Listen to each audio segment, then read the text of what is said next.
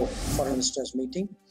विदेश मंत्री एस जयशंकर ने भारत और चीन के बीच सीमा विवाद पर बड़ा बयान दिया है। विदेश मंत्री ने कहा है कि सीमा पर भारत और चीन के बीच झड़प से दोनों देशों के बीच रिश्ते बिगड़े हैं। गलवान में हुई झड़प का गहरा राजनीतिक प्रभाव पड़ा है। भारत के चीन के साथ संबंध 30 साल में बने, जिनका आधार वास्तविक नियंत्रण रेखा पर शांति था, लेकिन गलवान में सैनिकों की झड़प के बाद भारत और चीन के रिश्तों में परेशानी आई। वहीं भारत ने चीन को आर्थिक मोर्चे पर झटका दिया है। चीन के मोबाइल ऐप पर पाबंदी लगाने के बाद भारत ने चीन से रेफ्रिजरेटर और एयर कंडीशनर के आयात पर पाबंदी लगा दी है। केंद्र सरकार ने यह कदम घरेलू मैन्युफैक्चरिंग को बढ़ावा देने और गैर जरूरी सामानों के आयात में कमी लाने के लिए उठाया है। वास्तविक नियंत्रण रेखा पर चीन से जारी तनाव के बीच भारतीय वायुसेना की शक्ति अब और बढ़ने वाली है। भारत को फ्रांस से 3-4 रफाल फाइटर जेट और मिलने वाले हैं। ये नए रफाल फाइटर जेट नवंबर के पहले सप्ताह में भारत आ जाएंगे। हरियाणा के अंबाला एयरबेस पर इन रफाल फाइटर जेट्स की लैंडिंग होनी है।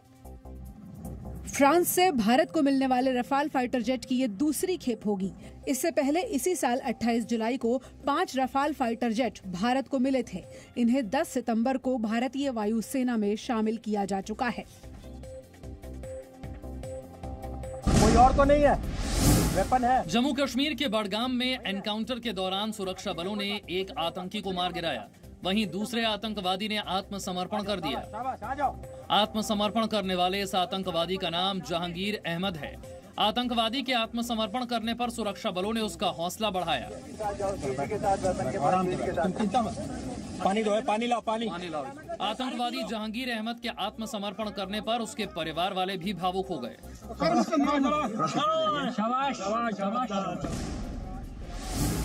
सोनिया गांधी के दामाद रॉबर्ट वाड्रा के करीबी आर्म्स डीलर संजय भंडारी के प्रत्यर्पण के मामले में आज दिल्ली के राउज एवेन्यू कोर्ट ने बड़ा फैसला सुनाया। स्पेशल कोर्ट ने प्रवर्तन निदेशालय की चार्जशीट पर संज्ञान लेते हुए ईडी को लंदन में बैठे संजय भंडारी और अन्य लोगों को समन जारी करके भारत में लाने के लिए प्रत्यर्पण की प्रक्रिया शुरू करने की अनुमति दी। कोर्ट ने प्रवर्तन निदेशालय से कहा कि फास्ट ट्रैक के तहत जांच में तेजी लाई जानी चाहिए। संजय भंडारी का प्रत्यर्पण कराकर उसे भारत के कानून का सामना करवाना चाहिए। प्रवर्तन निदेशालय को आयकर विभाग के जरिए पता चला था कि संजय भंडारी ने अपने सहयोगियों के साथ मिलकर कई कंपनियों के जरिए विदेश में काफी ज्यादा पैसा ट्रांसफर किया था, जिसकी जांच मनी लॉन्ड्रिंग और ब्लैक मनी एक्ट के तहत की जा रही है। संजय भंडारी का नाम रॉबर्ट वाड्रा की विदेश में खरीदी गई प्रॉपर्टी की खरीद फरोख्त में भी सामने आया था और इस मामले में भी प्रवर्तन निदेशालय रॉबर्ट वाड्रा से कई बार पूछताछ कर चुका है। प्रधानमंत्री नरेंद्र मोदी ने खाद्य और कृषि संगठन की 75वीं वर्षगांठ के मौके पर 75 रुपए का स्मारक सिक्का जारी किया। इस मौके पर प्रधानमंत्री मोदी ने नए किसान बिल को किसानों के हित का बताया। उन्होंने कहा कि इस कानून से किसानों की आमदनी दोगुनी होगी। हाल में जो 3 बड़े कृषि सुधार हुए हैं, वो देश के एग्रीकल्चर सेक्टर का विस्तार करने में, किसानों की आय बढ़ाने में बहुत महत्वपूर्ण कदम है। प्रधानमंत्री मोदी ने न्यूनतम समर्थन मूल्य और सरकारी खरीद को देश की फूड सिक्योरिटी का अहम हिस्सा बताया। उन्होंने कहा कि इनका जारी रहना स्वाभाविक है।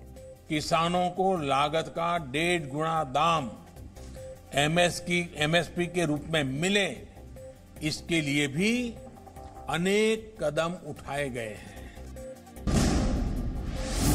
केरल में सोने की तस्करी के मामले में बीजेपी ने आज केरल के मुख्यमंत्री पिनरई विजयन पर सवाल उठाए। मुख्यमंत्री पर गोल्ड घोटाले की पूरी जानकारी होने का आरोप लगाया। बीजेपी ने मुख्यमंत्री के इस्तीफे की मांग करते हुए सोने की तस्करी का संबंध मोस्ट वांटेड आतंकी दाऊद इब्राहिम से होने का आरोप लगाया है।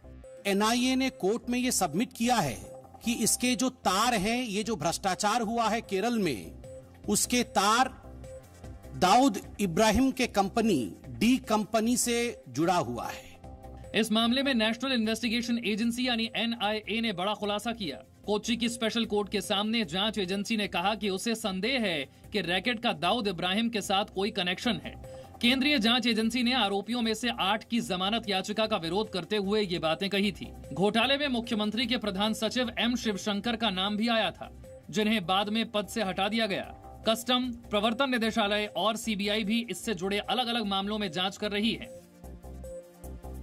Presenting B News app available on Google Play and App Store. Download it now.